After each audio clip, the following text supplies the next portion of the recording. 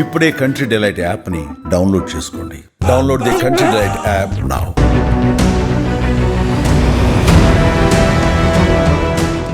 అందరికీ నమస్కారం. నేను Swaroopa Potlapalli. Welcome to Suman TV. Don't worry, ఇండియాకు మేమున్నామంటోంది రష్యా. ఉక్రెయిన్తో యుద్ధం చేస్తున్న రష్యా నుంచి క్రూడ్ ఆయిల్ కొనుగోలు చేస్తోందని భారత్ మీద డొనాల్డ్ ట్రంప్ మొదటి నుంచి ఆగ్రహం వ్యక్తం చేస్తున్నారు. ఈ క్రమంలోనే భారతీయ వస్తువుల మీద ఆయన 50% టారిఫ్ ని కూడా విధించారు. వీటన్నిటినీ దగ్గర నుంచి గమనిస్తున్న రష్యా మేం మీకు అండగా ఉంటామంటూ ఒక ప్రకటన కూడా విడుదల చేసింది. ప్రస్తుతం నాతో పాటు ఉన్నారు సీనియర్ అనలిస్ట్ అనిల్ ఏకేవి గారు. ఆయనతో మాట్లాడదాం. నమస్తే అనిల్ గారు. మీరు గమనిస్తూనే ఉన్నారు కదా డొనాల్డ్ ట్రంప్ మన విషయంలో ఎలా వ్యవహరిస్తున్నారో, ముఖ్యంగా రష్యాతో మన సంబంధాల మీద కూడా ఆయన కొంత అభ్యంతరం వ్యక్తం చేస్తున్నారు. ఈ క్రమంలో రష్యా మనకు అండగా నిలబడుతుంది. ఏం చెప్తారు మీరు దీని గురించి? మొన్న 2 రోజుల క్రితం మనకు అలాస్కాలో మీటింగ్ జరిగింది. ఎవరికి? Putin versus Donald Trump. So Donald Trump పుతిన్ని ఒక హోటల్ వెయిటర్ లాగా వెళ్ళి ఎదుర్కోలు చెప్పి ఆయన తీసుకొచ్చి ఆయనతో మాట్లాడుకొని, ఇది ఎస్పెషల్లీ ఉక్రెయిన్ విషయంలో మాట్లాడుకొని పంపించారు. అది మొత్తం పూర్తిగా తేలలేదండి.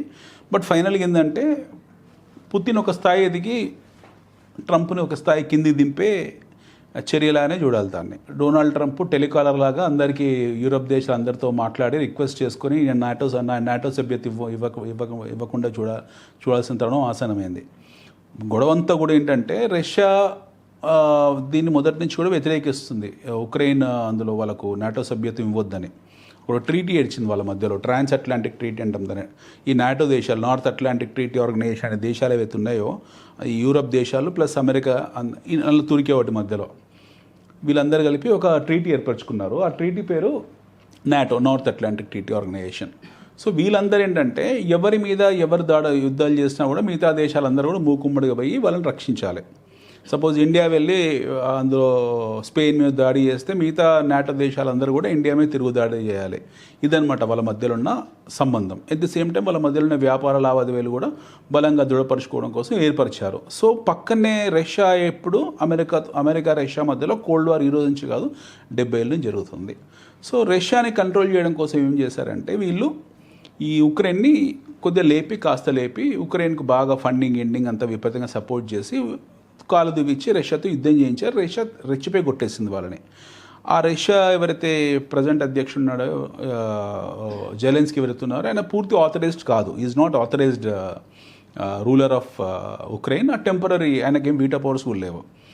సో అతనికి ఈ పుతిన్ మధ్యలో ఇప్పుడు తీవ్రమైన, అంటే రష్యా ఉక్రెయిన్ మధ్యలో తీవ్రమైన యుద్ధం జరుగుతుంది. ఇది ఒక కొలిక్కి రావాలి. లేకపోతే ఆ యుద్ధం కోసం దాదాపు $300 బిలియన్ ఇటు నాటో దేశాలు, అమెరికా సంయుక్తంగా కలిపి ఖర్చు పెట్టారు. They have to end this war at this point in time. లేకపోతే వాళ్ళు దివాలా తీసే పరిస్థితిలో ఉన్నారు. పుతిన్తో రష్యాతో సంబంధ బాంధవ్యాలు మెరుగుపరుచుకొని ఏదో విధంగా సెటిల్ చేసుకోవడం కోసం ట్రంప్ ఆయన్ని ఆహ్వానించాడు. దానికి ముందు జెలెన్స్కీ ఒక మీటింగ్లో పిలిచారు. They ripped him of. అతన్ని నిజంగా దారుణంగా అవమానపరిచి పంపించారు. ఆ తర్వాత పరిణామాలు మనకు జరిగాయి. దాని తర్వాత మళ్ళీ వీళ్ళ మధ్యలో అలాస్కాలో మీటింగ్ జరిగింది. మళ్ళీ నిన్న జెలెన్స్కీ వెళ్ళాడు. సో ఈ మొత్తం గేమ్లో ఏంటంటే ఆటలో అరటిపండు ఉక్రెయిన్ అయ్యింది. అంటే జెలెన్స్కీ అయ్యాడు, 2 అరటిపండు పుతిన్ అయ్యాడు, ట్రంప్ అయ్యాడు, లాస్ట్ లాఫ్ పుతిన్కి మిగిలింది. ఇప్పుడు ట్రేడ్ అండ్ టారిఫ్ విషయానికి వచ్చేవరకు ఏంటంటే మన దేశాన్ని బెదిరిస్తున్న ట్రంప్ అంటే టారిఫ్లు విధించడానికి, అంటే మన $90 బిలియన్ ఎగుమతులు ఉన్నాయి అమెరికాకు. సో వాటి మీద సుంకాలు సాధించడం కోసం లేక డబ్బులు సంపాదించడం కోసం మన మీద 50% టారిఫ్ పెట్టాడు. ఈ బెదిరింపు చర్య. మనం దానికి ఏం తలొగ్గలేదు, మనం పట్టించుకోలేదు. We did not even care. So అతను చేయాల్సిన ప్రయత్నాలు చేశాడు. ఇంకెక్కువ చేస్తే అక్కడ పౌర సమాజం దెబ్బతింటుంది. అక్కడ already consumer price inflation, CPI అంటాం, ఆ పెరిగిన ధరల వల్ల ప్రజల్లో ఆందోళన పెరిగింది. హోల్సేల్ ప్రైస్ ఇండెక్స్ అంటాం, WPI, అది పెరిగింది. దానివల్ల రెసిషన్ రావడానికి ఆల్రెడీ రెసిషన్లో ఉంది, ఇంకా పూర్తి స్థాయి రెసిషన్ రావడానికి అన్ని రకాల పరిస్థితులు ఏర్పడ్డాయి. సో మళ్ళీ ఇండియా మీద ఎసెన్షియల్ గూడ్స్ మీద ఆయన టారిఫ్ పెట్టాడంటే మనం కూడా రిటాలియేటెడ్ టారిఫ్ పెడతాం. Then they will get into deep trouble. But ఇక్కడ జరిగింది ఏంటంటే పుతిన్ మీటింగ్లోంచి బయటికి రాగానే ఇండియాకి సపోర్ట్ చేస్తూ ఒక స్టేట్మెంట్ ఇచ్చాడు. ఇది అదే స్టేట్మెంట్, మేము అమెరికాతో వాణిజ్యంలో ఏదైతుందో మేము పూడుస్తాం, దాని గురించి ఇబ్బంది పడాల్సిన అవసరం లేదని చెప్పి పైగా క్రూడ్ ఆయిల్ మీద 5% టారిఫ్ ని కూడా తగ్గిస్తా అని చెప్పాడు. దానికి కారణం ఏంటంటే క్రూడ్ ఆయిల్ మనకు రష్యాతో అమెరికా మన మీద చాలా ఒత్తిడి తెచ్చింది. గతంలో 60% మనకి ఇంపోర్ట్స్ ఉండేవి, ఆల్మోస్ట్ దాన్ని 35% వరకు తీసుకొచ్చాము. సో రష్యా కూడా నికరంగా ఏంటంటే వాళ్ళ ఎక్స్పోర్ట్స్ తగ్గిపోయాయి, క్రూడ్ ఎక్స్పోర్ట్స్ తగ్గిపోయాయి, ఫాజిల్ ఫ్యూయల్ ఎక్స్కవేషన్ తగ్గింది వాళ్ళకు. సో ఏదో ఒకటి చేసి మనము ఎక్కడి నుంచి అయితే కొంటున్నాం అంటే అమెరికా సంయుక్తంగా అమెరికా OPEC దేశాలతో ఉన్న సంబంధాలలో ఎస్పెషల్లీ సౌదీ, బహ్రెయిన్ వీళ్ళతో చాలా బలమైన సంబంధాలు ఉన్నాయి, ఆర్మీ బేస్డ్ ఉన్నాయి అక్కడ. సో అమెరికా అక్కడి నుంచి కొనమని మన మీద ఒత్తిడి తెస్తుంది. ఇరాన్ నుంచి, రష్యా నుంచి తగ్గించాలి, మిగతా వాళ్ళ నుంచి పెంచాలని చెప్పి అమెరికా ఒత్తిడి తెస్తుంది. టు సమ్ ఎక్స్టెంట్ మనం తలొగ్గాము, ఇరాన్ నుంచి ఆల్మోస్ట్ 0 చేసాము, రష్యా నుంచి తగ్గించుకున్నాం. కానీ ఇప్పుడు పుతిన్ మనకు బంపర్ ఆఫర్ ఇచ్చాడు. ఎందుకు ఇచ్చాడు? He has a last laugh. అతన్ని ఫైనల్ స్మైల్ అయిందే కాబట్టి, అక్కడ దౌత్య సంబంధాలలో విజయం సాధించాడు కాబట్టి ఆఫర్ ఇచ్చేసాడు. We will give 5% rebate to you అని చెప్పి. ఎట్ ది సేమ్ టైం మనం కూడా రెడీగా ఉన్నాం రష్యా నుంచి తీసుకోవడానికి. అమెరికా F-35 మనకు ఎంత ఒత్తిడి పెట్టినా కొనలేదు. Su-57కే మొగ్గు చూపాము, మనము సుఖోయ్ కొనడానికి మొగ్గు చూపాము. సో మనకు రష్యాకు మధ్యలో ఉన్న సంబంధ బాంధవ్యాలు ఇంకా బలపడడానికి పుతిన్ దోహదపడ్డాడు ఒక విషయానికి వస్తే. సో ఈ మొత్తం joker in the package Putin. ఎందుకంటే అతను పెట్టిన టారిఫ్స్ అన్ని కూడా రిటాలియేట్ అయ్యాయి. దానివల్ల అమెరికన్ సమాజంలో మీకు విపరీతమైన ఇన్ఫ్లేషన్ పెరిగింది, హోల్సేల్ ప్రైస్ ఇండెక్స్ పెరిగిపోయింది. సో అతను కొట్టిన దెబ్బ వాళ్ళ ఈక్విటీ క్యాపిటల్ మార్కెట్స్ కూడా చాలా తీవ్రంగా దెబ్బతిన్నాయి. ఈవెన్ యాపిల్ లాంటి సంస్థలు కూడా వాళ్ళు ఏం పట్టించుకోలేదు. For that matter Tesla, even Elon Musk కూడా తిరగబడ్డాడు. So Trump has been fixed. Every Epstein files బయటికి రావడం, అన్ని రకాలుగా అతను ఫిక్స్ అయిపోయాడు. సో ఇందులోంచి బయటపడాలంటే ఆయన ఏదో ఒక శాంతి దూత, శాంతి సందేశం పంపిస్తున్న ప్రపంచానికని ఆయన మళ్ళీ ఏదో కంటితుడుపు చర్యలు తీసుకోవాలి. బట్ ఇప్పుడు మీరు అన్న పుతిన్ మనకి ఇచ్చిన 5% ఆఫర్ విల్ హెల్ప్ అస్. బహుశా దీన్ని దృష్టిలో పెట్టుకొని మన వాళ్ళు GST రివైజ్ చేసుకుంటూ వెళ్తున్నారు. ఈ 2-3 రోజుల్లో మళ్ళీ మొన్న ఒక GST రివైజ్ అయింది, మళ్ళీ ఫైనల్ దాని డ్రాఫ్ట్ కాపీ బయటకు వస్తుంది. సో ఈ 5% అయితే మనకు వస్తున్న డిస్కౌంట్ ఉందో that will get priced into our new tariff system. So మనకు మొత్తం హోల్ గేమ్లో బెనిఫిట్ అయింది ఇండియా. సో అందుకే మన ప్రధాని తొనకలేదు, బెనకలేదు. ఇన్ని రకాల మన మీద ఎన్ని రకాల ఆంక్షలు విధించినా ఫస్ట్ 25% అన్నాడు, తర్వాత 25%, 50% అన్నాడు. విల్ నాట్ స్టాప్ ఇయర్ అని చెప్పాడు.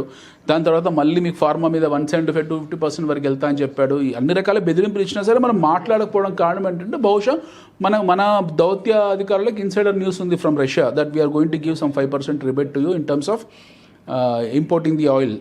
సో దాన్ని దృష్టిలో పెట్టుకొని మన వాళ్ళు ఆల్రెడీ మన GST కూడా రివైజ్ చేశాము. మన GST కలెక్షన్స్ కూడా అద్భుతంగా ఉన్నాయి యాజ్ ఆఫ్ నౌ. సో మళ్ళీ అమెరికా హ్యాస్ టు నౌ, అంటే ఇదొక రకమైన సాఫ్ట్ రిటాలియేషన్. మన తరఫున రష్యా రిటాలియేట్ చేసింది. Now America has to come back, especial Trump has to get down. ఆయన ఖచ్చితంగా దిగిపోవాలి. ఆయన ఒక 2 మెట్లు దిగి ఆ టారిఫ్ ఆయన విధించిన 50% టారిఫ్ ఎఫెక్టివ్ ఈ 27 నుంచి ఉన్న టారిఫ్ ఏతుందో దాన్ని రివైజ్ చేసుకోవాల్సిన తరుణం ఆసన్నమైంది. Otherwise it will back fire America. Already చాలా తీవ్రమైన ఆర్థిక ఇబ్బందుల్లో ఉంది. వాళ్ళది పేపర్ ఎకానమీ, ట్రెజరీ బిల్స్ అన్నీ కూడా ఇప్పుడు పొద్దున అమ్మడం, చైనా లాంటి వాళ్ళ ట్రెజరీ బిల్స్, వాళ్ళ ఫెడరల్ బిల్స్ అమ్మడం మొదలు పెట్టారంటే they'll get into much more trouble. So Trump ఈ లాస్ట్ 6-7 monthsలో ఆడిన డ్రామా అంతా కూడా ఫెయిల్ అయిపోయింది. ఫైనల్గా ఆయనకి ఇప్పుడు వ్యక్తిగతంగా ఒక నోబెల్ ప్రైజ్ కావాలి. ఆ నోబెల్ ప్రైజ్ని రికమెండ్ చేసింది పనికి మానలోడు పక్క దేశం ఆసిఫ్ మునీర్. వాడు రికమెండ్ చేశాడు దాన్ని. మన నుంచి కూడా అలాంటి రికమెండేషన్స్ వస్తాయేమని ఎక్స్పెక్ట్ చేశాడు. మనం ఒక మాట మాట్లాడలేదు. ఆపరేషన్ సింధు నేనే ఆపిచ్చానని చెప్పాడు. మనం దానికి లేదు, మాకు సంబంధం లేదు, ట్రంప్ ఏం చేయలేదు, మా రక్షణ వ్యవస్థ, మా రక్షణ బలగాలే వెళ్ళి యుద్ధం చేసి మేము అక్కడ వాళ్ళని 12 ఎయిర్ స్ట్రిప్స్ని లేపేశాము. అంత తప్పి చేసాము, ఏం చేయాలని డ్యామేజ్ చేసాము, బయటకు వచ్చాము. అంత తప్పిస్తే ట్రంప్కి ఏం సంబంధం లేదని మనం సందేశం పంపాము. ఆయనకు మండింది, నచ్చలేదు. ఎందుకంటే మన ఆర్మీని మనం తక్కువ చేసుకోలేం కదండి. విజయం సాధించింది మన ఆర్మీ, వాళ్ళని తక్కువ చేయలేము. సో ట్రంప్ ఆయన మైండ్ సెట్కి సూట్ కాలేదు. So he wanted to create certain kind of mess with India. ఆ మెస్ క్రియేట్ చేశాడు, అలా అనుమానం కూడా లేదు. బట్ అది ఇప్పుడు బ్యాక్ ఫైర్ అవుతుంది. రష్యా 5% ఇవ్వడం అనేది it's wonderful news for a common Indian. But మనకు ఆల్రెడీ ఇన్ఫర్మేషన్, అంటే మన ఉన్నతాధికారులకు లేక ఉన్నత వ్యవస్థకి అవుతుందో టాప్ బ్రాస్కు ఆల్రెడీ ఇన్ఫర్మేషన్ కాబట్టి వాళ్ళు సైలెంట్గా ఉన్నారు. మనం GST రివైజ్ చేసుకుంటూ వెళ్తున్నాం. ఆ GST ప్రైసింగ్ అయిన తర్వాత మన అద్భుతంగా ఉంటుంది. We will do wonders. మొత్తానికి ఈ టారిఫ్ గేమ్తో భారత్ను బెదరగొడదాం అనుకున్న ఈ ట్రంప్ పాచిక పారలేదు. మధ్యలోకి రష్యా వచ్చింది. నేనున్నాను అని చెప్పుకొచ్చారు పుతిన్. అయితే ఇప్పుడు రష్యా ఎంట్రీతో మళ్ళీ అమెరికా ఏమన్నా వెనక్కి తగ్గే అవకాశం ఉందా? ఎందుకంటే భారత్తో సంబంధాలు అనేది వాళ్ళకు కూడా చాలా అవసరం. అమెరికా ఎప్పుడు ముందు వెళ్ళిందని వెనక్కి తగ్గడానికి? అమెరికా ఇప్పుడు మనకు వాళ్ళకు ట్రేడ్ డీల్ జరగలేదు ఎంతవరకు కూడా. ఆ డ్రాఫ్ట్ కాపీ రాలేదు. ట్రేడ్ డీల్ జరగకముందే ఆయన 50% టారిఫ్స్ అని పెట్టాడు. యాక్చువల్ టారిఫ్స్ ఇప్పుడు మన దేశంలో జయశంకర్ మాట్లాడతారు, అజిత్ దోవల్ మాట్లాడతారు, రాజ్నాథ్ సింగ్ మాట్లాడతారు. మొన్న ఆపరేషన్ సింధూర్ విషయంలో మన ప్రభుత్వం వేసిన కమిటీలో మీకు ఓవైసీ ఎంఐఎం పార్టీ నుంచి మొదలు పెడితే శశి థరూర్ కాంగ్రెస్ వరకు లీడర్స్ కూడా ఉన్నారు. వీళ్ళందరూ ప్రపంచం అంతా పర్యటించి వీళ్ళు భారతదేశం తరఫున మాట్లాడారు. మన ప్రధానమంత్రి ఏం మాట్లాడలేదు. It is the committee which went and spoke across the globe. మన దేశం తరఫున మాట్లాడారు. ఈవెన్ హైదరాబాద్ నుంచి హానరబుల్ ఎంపీ అసదుద్దీన్ గారు మాట్లాడారు. But the tragedy is in America, though it is the largest democracy, ఇంత పెద్ద జియోగ్రఫీ ఇండియా కూడా అక్కడ ఎవరు మాట్లాడారు ఒక్క ట్రంప్ తప్పిస్తే. మీకు స్టేట్ అఫైర్స్ మాట్లాడడానికి లేరు. లేకపోతే ఇదివరకు బెర్నాకే అని ఉండేవాడు ఫెడరల్ రిజర్వ్ చైర్మన్, అతను మాట్లాడాడు అప్పుడప్పుడు. కండోలెన్స్ రైస్ ఉన్నప్పుడు ఆవిడ మాట్లాడేది. ఇప్పుడు ఎవరైనా చూస్తున్నారా మాట్లాడడం? బైడెన్ అడ్మినిస్ట్రేషన్లో చాలామంది మాట్లాడేవాళ్ళు, ఇప్పుడు ఎవరు లేరు మాట్లాడడానికి. సో ఈ పెద్ద సమస్య ఏంటంటే ట్రంప్ ఆయన పెద్ద మౌత్ లౌడ్ స్పీకరు, గంటకు మాట మాట్లాడుతూ ఉంటాడు. సో ఆయన వాళ్ళ వెనక్కి తగ్గడానికి ముందు వెళ్ళింది ఏమీ లేదు. డ్రాఫ్ట్ కాపీ జరగలేదు. వాళ్ళ trade and commerce department versus మన ట్రేడ్ అండ్ కామర్స్ డిపార్ట్మెంట్ మధ్యలో ఒక డ్రాఫ్ట్ కాపీ జరగాలి. బాబు మీ దగ్గర నుంచి ఇన్ని వస్తువులు ఉత్పత్తి చేసి మాకు ఎగుమతి చేస్తున్నారు, మేము ఇంత ఎగుమతి చేస్తున్నాము, మాకు మధ్యలో ఇంత ట్రేడ్ డెఫిషియన్సీ, ఇంత ట్రేడ్ బ్యాలెన్స్ ఉంది, ఈ విషయం మీద మనం చర్చిద్దామని ఒక టేబుల్ ఏర్పడాలి, ఒక రౌండ్ టేబుల్ ఏర్పడాలి. అసలు జరగలేదు. జరగకముందుకే ఆయన టారిఫ్ పెట్టుకుంటూ వెళ్ళాడు. ఎంత ఫాస్ట్గా టారిఫ్లు పెడుతున్నాడు అంత స్థాయిగా వెనక్కి తగ్గుతున్నాడు. ప్రతి చోటు వెళ్ళిన చోటల్లో కూడా మా లాకిడ్ మార్టిన్ బోయింగ్లు కొనండి, మా విమానాలు కొనండి, మా F-35 కొనండి, ఈ డీల్ తప్పిస్తే పక్కగా ఒక వ్యాపారవేత్తలా డీల్ చేస్తున్నాడు. ఇప్పుడు ప్రపంచం మారింది, ఆధునిక ప్రపంచం మారింది. డీల్స్ ఒప్పుకోవట్లేదు, ఎవరు భయపడట్లేదు. మనం భయపడలేదు. 50% కాదని ఆయన 500% పెట్టుకో, మాకు ఫరక్ పడదు, అవసరం వస్తే ఆపేసుకుంటాం మన స్థాయికి వెళ్ళిపోయాం మనము. ఆల్టర్నేటివ్ మార్కెట్స్ ఉన్నాయి కదా. అమెరికా ఒకటే మార్కెట్ కాదు భారతదేశానికి. అమెరికా స్థాయి మార్కెట్స్ ప్రపంచంలో ఉన్నాయి. బహుశా ఒక్క చోట రెజిమెంట్ అయి ఉండకపోవచ్చు, ఒకే చోట మార్కెట్ ఉండకపోవచ్చు. కాకపోతే మెక్సికో ఉంది, బ్రెజిల్ ఉంది, అర్జెంటీనా ఉంది, చైలీ ఉంది, మాకు నార్త్ ఆఫ్రికన్ దేశాలు ఉన్నాయి, సౌత్ ఆఫ్రికన్ దేశాలు ఉన్నాయి, యూరోపియన్ దేశాలు ఉన్నాయి, వెస్ట్ ఏషియన్ దేశాలు ఉన్నాయి, for that matter New Zealand, Australia లాంటి దేశాలు ఉన్నాయి. ప్రపంచంలో అందరితో మనకు బలమైన ద్వైపాక్షిక సంబంధాలు ఉన్నాయి. సో ఇండియా మీద నువ్వు కాల్చి బట్టేద్దామంటే కుదరదు, ఆయన మీద పడింది అది. And most of the essential goods what we are selling to America is at very cheap cost. మన ట్యాబ్లెట్స్ కానివ్వండి, మన డ్రగ్స్ కానివ్వండి, ఎసెన్షియల్ లైఫ్ సేవింగ్ డ్రగ్స్ కానివ్వండి, వాళ్ళకి ఆల్టర్నేటివ్ మార్కెట్ లేదు, సప్లయర్ లేరు ప్రపంచంలో. ఇప్పుడు ఫైజర్ తయారు చేసిన, అబౌట్ తయారు చేసిన, ఇలాంటి కంపెనీస్ తయారు చేసిన $100 ఉంటుంది. మన వాళ్ళు తయారు చేసింది $5 $10 ఉంటుంది. దాని మీద ఉన్న సుంకాలు విధిస్తా అంటే విధించుకో, అది మీకే పడుతుంది ఎండ్ ఆఫ్ ది డే. ఆ ప్రైస్ ప్యారిటీ ఎక్కడ వస్తుందంటే, పర్చేసింగ్ ప్రైస్ ఎక్కడ ప్యారిటీ వస్తుందని అంటే, మేము పంపించిన వస్తువు సపోజ్ $10 వస్తువు మీద మీరు 50% సుంకం విధించా, బాగానే ఉంది. నువ్వు సుంకం విధిస్తే మాకు లాస్ అయినప్పుడు మేము 10 చేస్తాము. స్టిల్ మీరు మీ మ్యానుఫ్యాక్చర్ దాన్ని మ్యాచ్ చేయలేరు. So end of the day Trump has lost in the game. ఈ మొత్తం వ్యవహారంలో ట్రంప్ లాస్ అయ్యాడు.